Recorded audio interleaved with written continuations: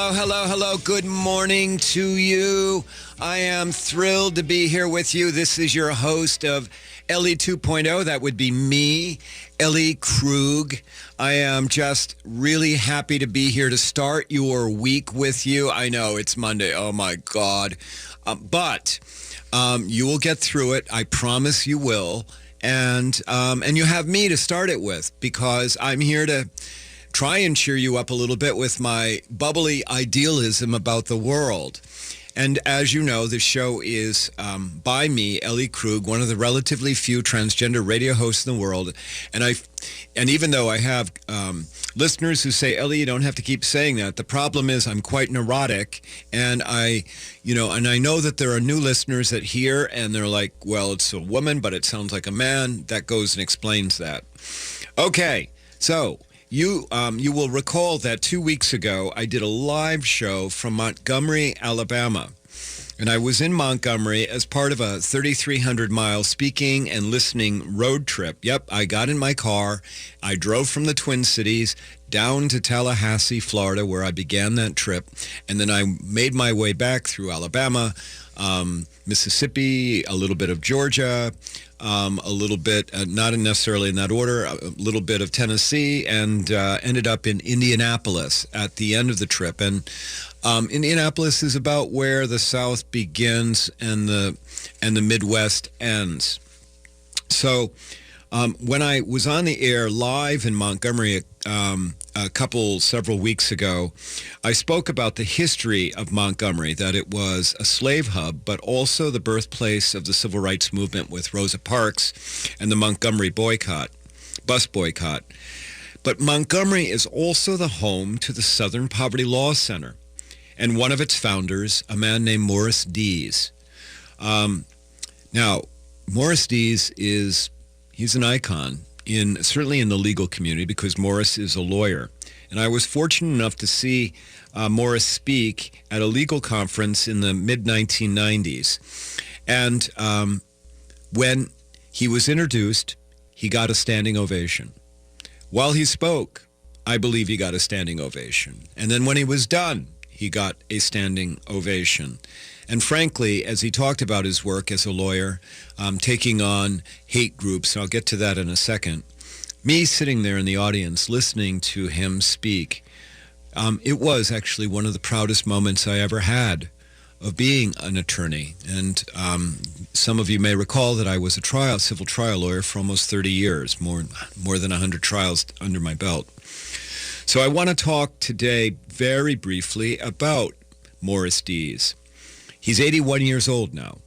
He's a graduate of the University of Alabama Law School. He did that in 1960, and then he opened a law firm in Montgomery. Now, Morris started out actually on the wrong side of the civil rights movement. He started out in the early 1960s, actually representing a member of the Ku Klux Klan who was facing federal charges for attacking the Freedom Riders. You may recall, as part of the civil rights movement, there were buses filled mainly with white liberal kids from the North who would go to the South, ride these buses, and part of that was to go and help blacks register to vote. And members of the Ku Klux Klan were attacking those buses. I mean, Life magazine had a big spread. That's how I learned about it as a kid, seeing Life magazine write about or have a photo spread about one of the buses burned out. And so Morris Dees represented one of those Ku Klux Klan members charged by the federal government with attacking the Freedom Riders. And Morris got that man off. He got him acquitted.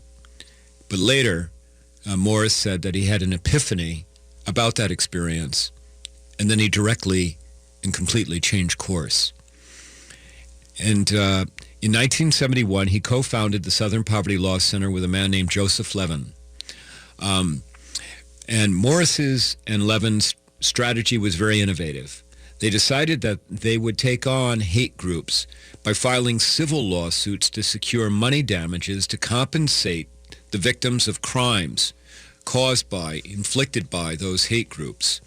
And so one of his very first successes was in 1981, Morris Dees and the Southern Poverty Law Center sued the United Klans of America and they won a $7 million judgment.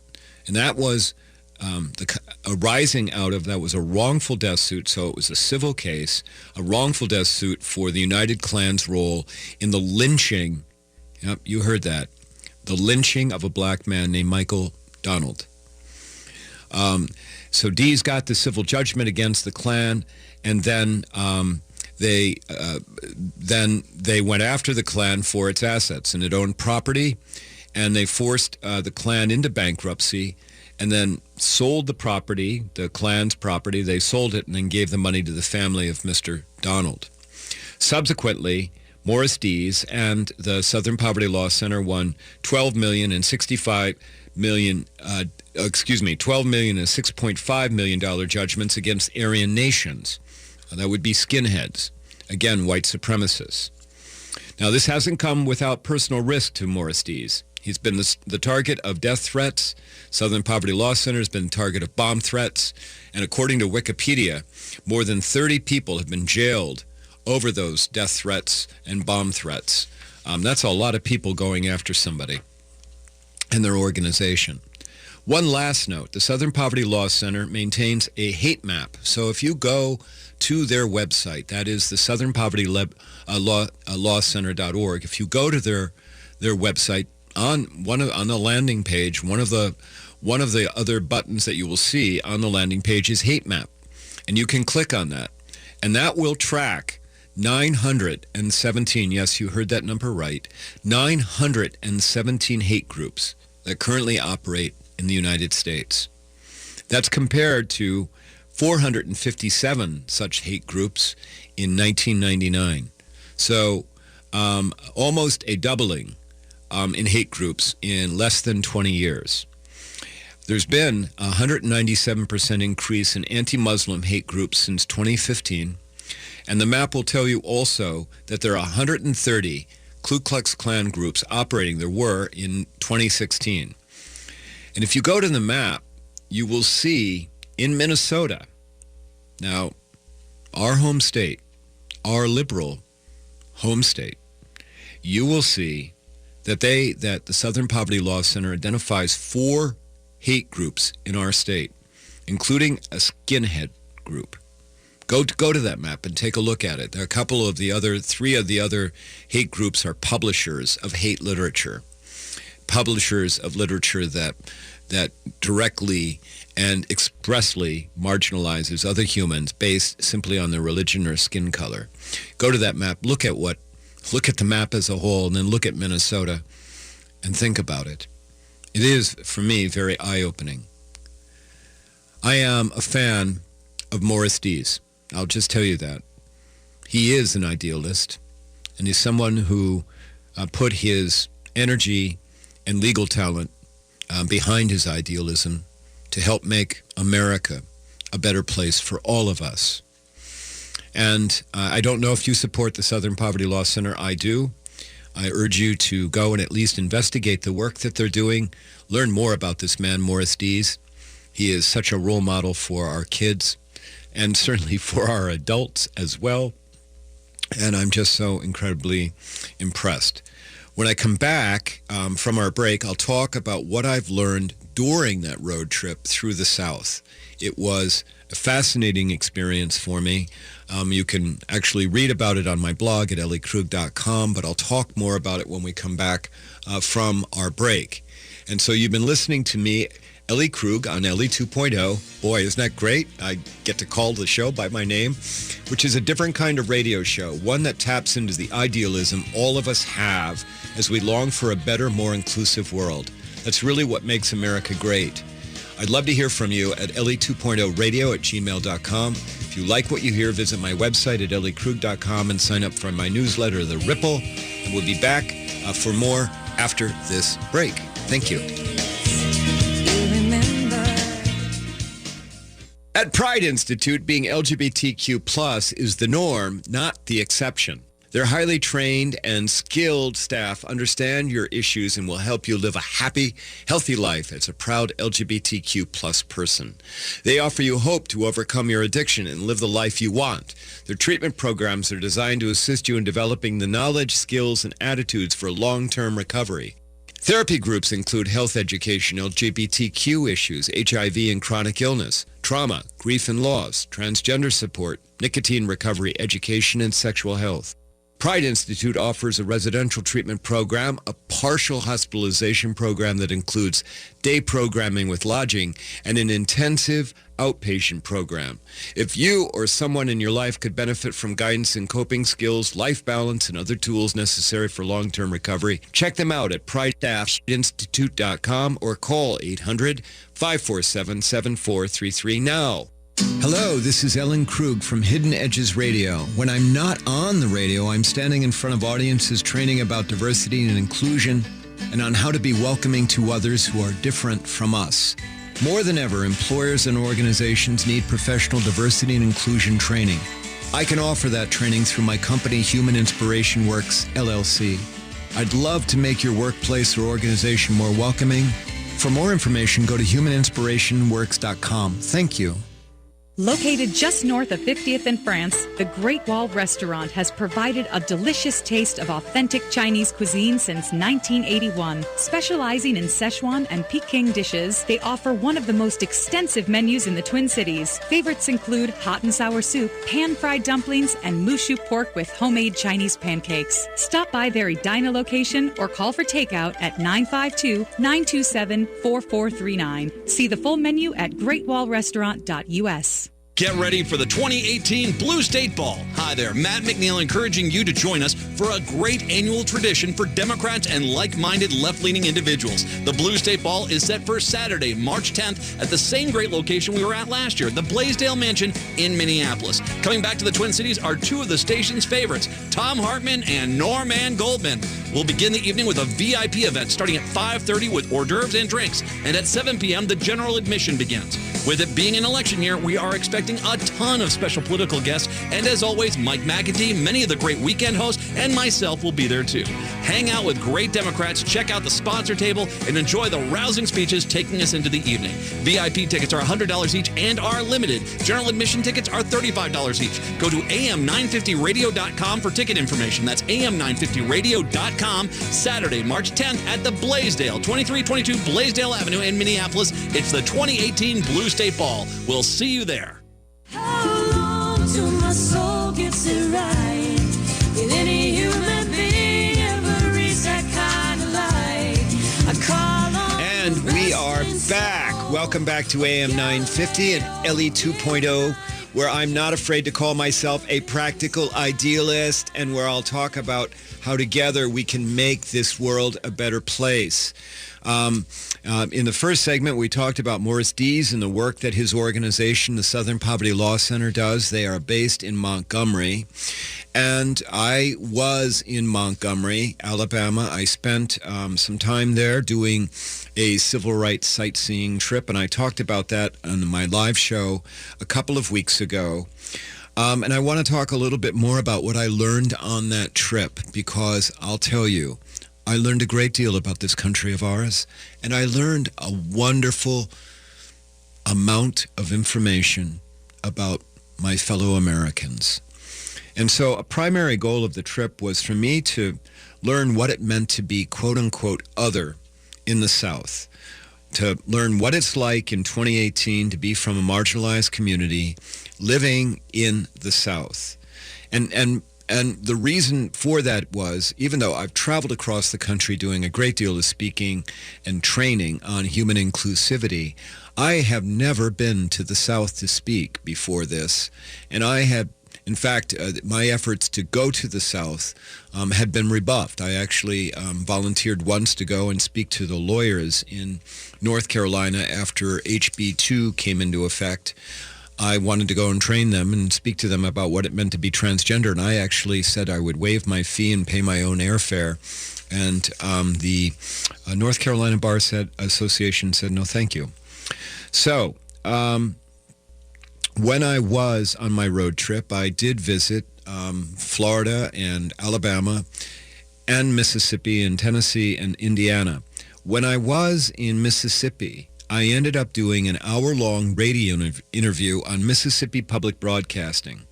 That radio interview, of all places, aired in the Rare Books Room of Ole Miss Law School in Oxford, Mississippi.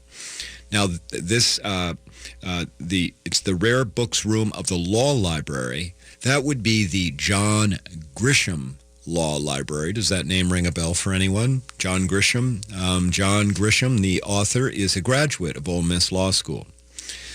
The show that I was on was a legal topics show. The idea was that I would speak about LGBTQ legal topics. But I did not get past explaining what the Q means in the LGBTQ alphabet. What it means actually is it stands for queer or questioning about one's sexual or gender identity. I didn't get past explaining about the Q before calls started pouring in. Many of those calls were from LGBTQ callers. And I was pleased to see that. I was pleased to hear from my tribe in Mississippi.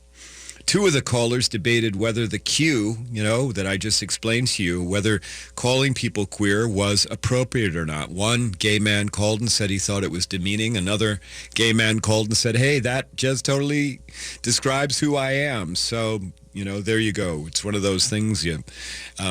Six of one, a half a dozen of other. You can make some people happy, but not everyone. But at the 28-minute mark of that interview, I really started to get a sense of what it meant to be other in Mississippi. Now, I'm going to just parenthetically throw in here, if you go to my blog at elliekrug.com, you will be able to click on, every day that I took this road trip, I blogged. And so this is I think that this is the blog from day 3 or 4 of the trip. You can figure it out by just simply looking at the beginning of the blog piece, and there's a link for this radio interview that I'm talking about, and it's a 40 some odd minute interview, but you don't need to listen to the whole interview. If you listen at the 28-minute mark and begin there, and that'll be about a 12 or 13 minute listen, you'll really get a sense of what it was like for me to be on Mississippi Public Radio. And I've got to tell you, before I took this road trip to Mississippi, I have to tell you, I had all of those stereotypes about Mississippians. I did. That they'd be racist, that they would be intolerant of me, that they would be closed-minded, that maybe no one would even want to talk to me, that no one would even want to hear from me. I'm just here to report, upper, northern Midwesterners, we have Mississippi all wrong. And you can figure that out at about minute 28 of my interview on Mississippi Public Broadcasting. So things started to really shape up or change when I heard from Ron from Tupelo, who called and now Ron, this call was fitting the stereotype because he opined during his words on the radio that notwithstanding my self-identity as a male, he believed that I was still a man because you're basically saying that, quote, I'm quoting now, you're basically saying that God made a mistake, period. No, God made you a man and that's what you are, unquote. He then added that I should probably accept that certain people would discriminate against me or object to me because they had the right to do that on religious grounds. That if he believed that if they owned a business, they had the right to refuse service to not only me, but to LGBTQ people in general because we had chosen, that's the word he used, chosen to be who we are. Now, I was ready for that call from Ron, but I was not ready for the other calls that followed. And thus a man named Dean called to say that it wasn't about God making mistakes. Instead, he said, quote, God presents challenges. And he went to explain that children are born with cleft palates or heart conditions or there are conjoined twins. And that we as people, as a society, accept that those things need to be fixed. He then went on to say that one's sexuality or gender identity was no different and that people should be able to fix themselves to live as who they are. Oh my goodness, I did not expect that. And then I heard from a man named Nick who wanted to share about growing up with a birth mom and then with a stepmother, okay, so that two women in love with each other, living in the same household with Nick and some other siblings. And Nick wanted to share about the discrimination that his family faced as a result of growing up with two moms. But he also expressed optimism and said that, quote, things are changing. Things in Mississippi are changing very slowly, unquote. And he had hope that eventually everyone in Mississippi would accept that people should be allowed to love who they want to love. Now, the way you need to listen to the interview, because the way that, and I have not done it justice, you need to listen to the comment from Nick. I have not done it justice because it was so moving. And tears started to well up in my eyes. And then, of course, another person calls, that was Gary. And Gary related that he was a 64-year-old compassionate conservative with 7 grandkids. And he went on to say to me that he really appreciated that I had said that my trip across the South in part was to listen. And then he went on to say that he understood that he saw me as a compassionate human and that he really, really appreciated that I did not thrust my opinions on other people, but that instead I would listen to people respectfully and respectfully disagree, but that I wasn't thrusting. In other words, I wasn't on a soapbox trying to demand that people think a certain way. And I have to tell you, and we ran out of time. I didn't have the chance to respond to Gary because as he's saying all these wonderful things, the show ended. I felt really bad about that. But here's the point. That man saw me.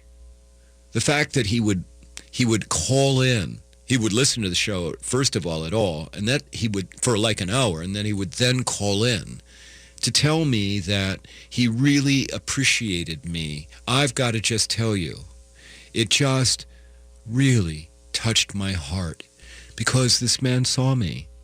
That is what I am. I am a compassionate human. I am trying to connect humans. I am willing to listen. Oh my God, am I willing to listen?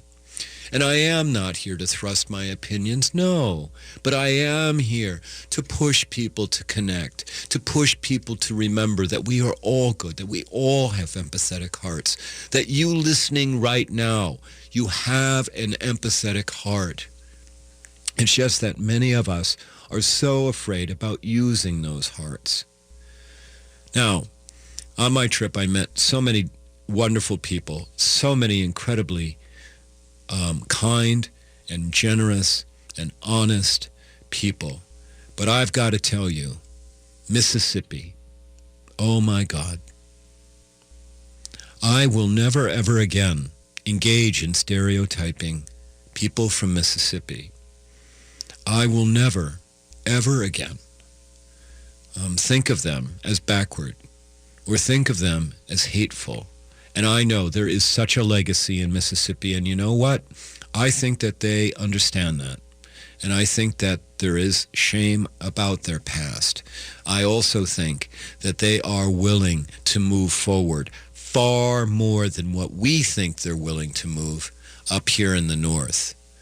And so Ellie Krug, the great inclusionist, yeah, I'm making fun of myself here, the person who goes and trains across the country about having open minds. Guess what? Being on the ground, 3,300 miles of driving, including a lot of hundreds of miles driving in Mississippi. Guess what?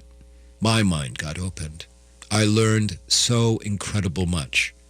And I am, my idealism, this stuff that's inside me, this stuff that I talk about every week, I'm just here to tell you, it's been buoyed, it's been bolstered by that trip. It's been absolutely enhanced, magnified, whatever words you want to say. No, I came away from that trip believing even more in the greater good of all Americans and of our country. You can read more about that trip on my blog at my website at elliekrug.com. Please go there. Let me know if you read it. I'd love to hear from you. You can email me at Ellie2.0, that would be 2.0, radio, Ellie2.0 radio at gmail.com. I would love to hear from you. I'd love to hear from you about this show, whether this is doing anything for you or whether it's like, oh, Ellie, 7:30 in the morning, we don't need to hear about idealism because, you know, I understand that maybe you've been thinking about that as well. But I appreciate you listening to me. I do. I appreciate you. And I know it sounds so cliche, but I do say it. I care about you. I do. You've been listening to me, Ellie Krug, one of the relatively few transgender radio hosts in the world with Ellie 2.0 and AM 950. If you like the show, email me at ellie2.0@gmail.com and let me know what topics you'd like covered. This show, I'd like to take it nationally. I would. That's the goal. The goal is to be able to talk about idealism across this country. If you like what you hear, visit my website at elliekrug.com and sign up for my newsletter, The Ripple, and I will talk with you next week. Thank you. Bye.